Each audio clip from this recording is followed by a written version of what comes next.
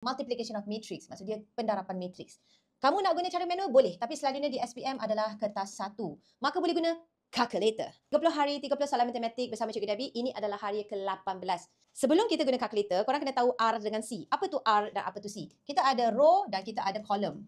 Okey, R dengan C ingat tau. Dia punya cara dia nak kira row tu, kalau tengok, row tu you kena kira seperti ni, tengok Ini satu row. Okey, satu row. Kalau column bentuk dia macam ni. 1, 2. Faham tak? So, ini adalah 2 column. Boleh?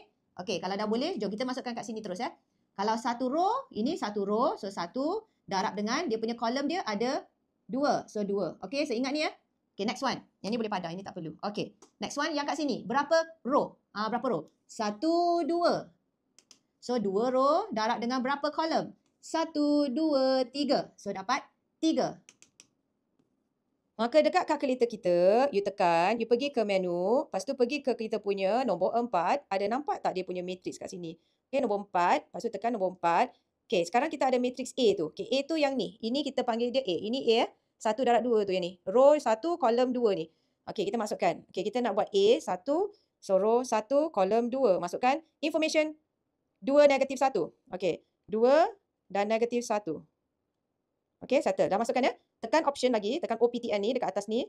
Okey, letak dekat situ define matrix lagi sekali kerana kita ada lagi satu matrix nak letak. So kita letak dekat matrix B pula nombor 2. Matrix B tu yang ni. Ini matrix B.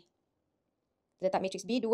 Berapa row tadi? Look at that. 2 dan 3. Okey, so 2 row, column 3. Kita akan dapat this bentuk sama macam ni. Masukkan information untuk yang ni dalam matrix B. Masukkan 1, 0, 3, 4, negatif 1, negatif 2.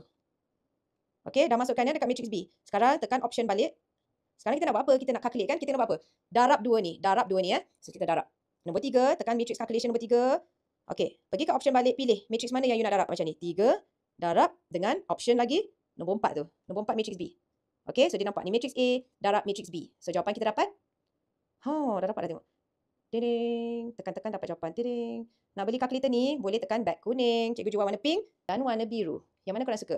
Pink or blue. Tekan beg kuning kalau nak beli.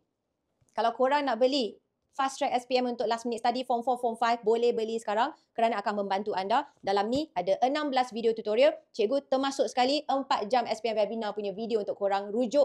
And it's basically free lah I'm giving korang. Sebab harga buku ni pun tak mahal. Dan cikgu bagi berapa jam punya tutorial video untuk korang scan QR dan dapatkan rujukan.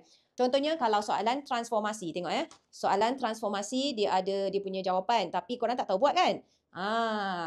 Kalau tak tahu buat, ada video tutorial untuk transformasi kat dalam. So, nak beli sekarang.